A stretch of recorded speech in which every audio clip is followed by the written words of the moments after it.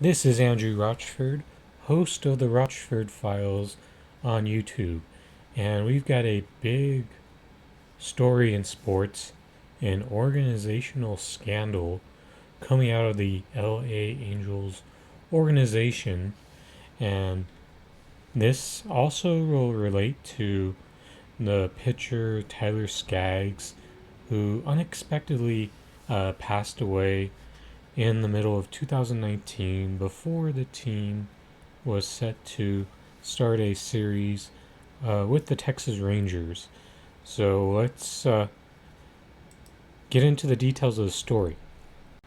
Thanks to Amy Dash for providing the article on this. And if you're interested in the full story, it'll be on leagueofjustice.com. But for the purpose of this, she also has a Twitter thread which well covers the main points of the story. Breaking: the feds allege ex-Angels employee Eric Kay was running a drug operation within the Angels organization and using Tyler Skaggs as a middleman. Kay allegedly distributed opioids to at least 6 Angels players, according to court documents.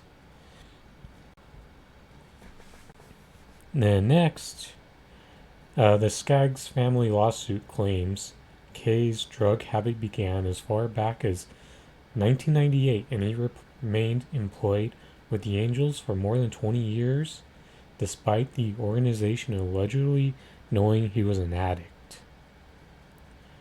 Skaggs called Angels clubhouse a toxic environment that pressured players to play through the pain.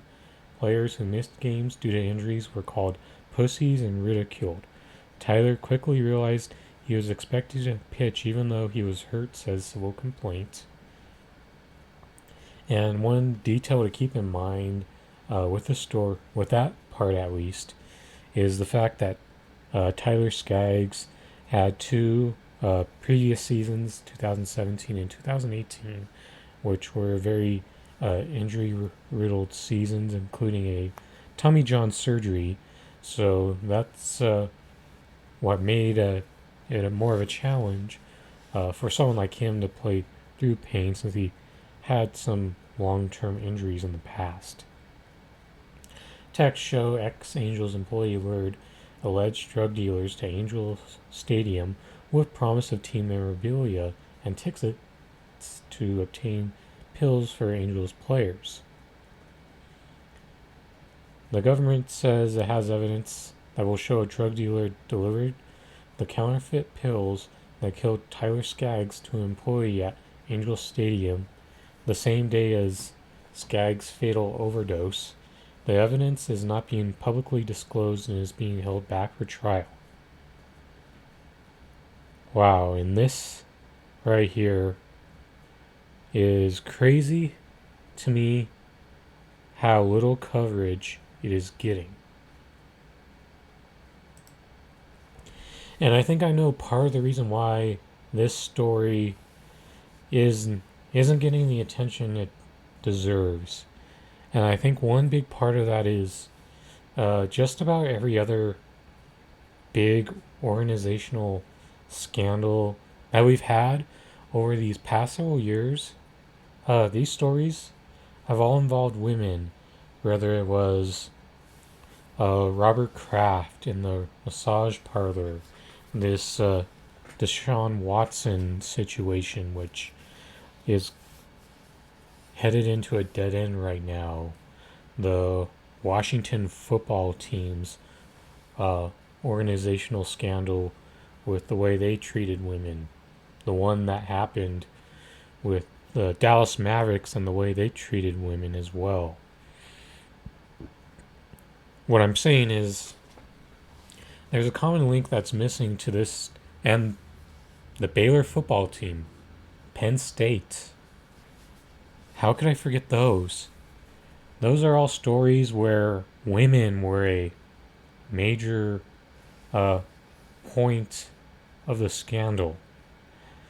And I think that's part of the reason why this story is not getting the attention it deserves. because there aren't women directly involved in this. And the fact that this should be an extreme indictment to the Angels organization to not only let someone run a drug operation within the team for over 20 years. Not only that, but you find players to use as middleman, including one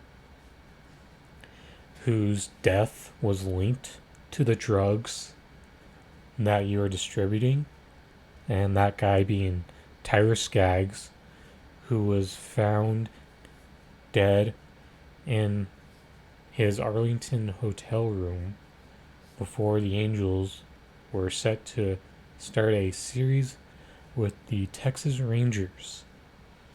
And what we learned from the autopsy now is that it was the mix of the drugs and alcohol which led to that unfortunate death of the pitcher Tyler Skaggs. And it's a major problem that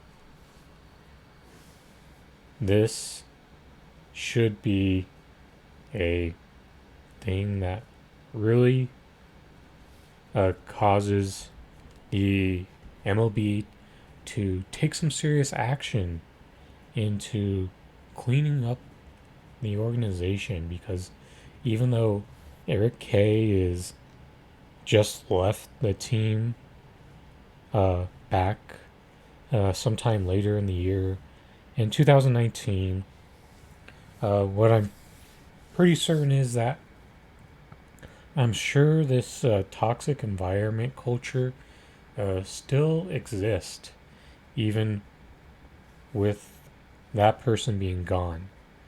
And with a drug operation as well, of the way that it was done for this long, you have to also be certain that this may still be quietly going on within the team, even though the main guy, such as Eric Kay, is no longer there. And this is the wild part of it for me, is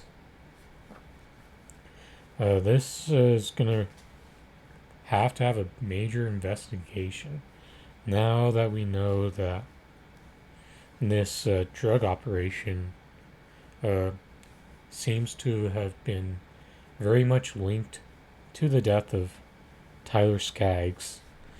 And it's only a matter of time before we find out true facts of whether that link is really true.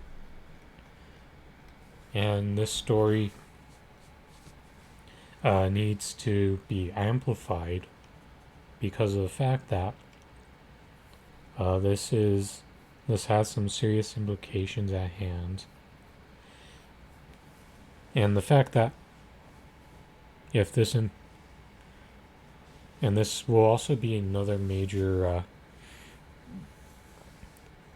test for Rob Manfred and Major League Baseball, because this will determine if they're going to give the public the idea of being serious about fixing corruption within one of their owners' organizations.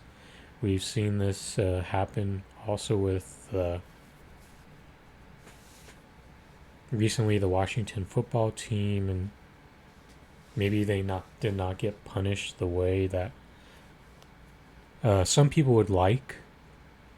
And also, in addition to that, another recent example of a sports scandal was the Jonathan Martin getting bullied by guys like Richie Incognito. That was actually a story where a woman was not directly involved in, which got an astounding amount of attention. And this is a story that should be right up there with that. And it's crazy how much this is flying under the radar. And I hope in the coming days that more major national sports and other regular news media outlets start to pick up on the story and amplify it, because this should be one that absolutely rocks the or Angels organization down to the core.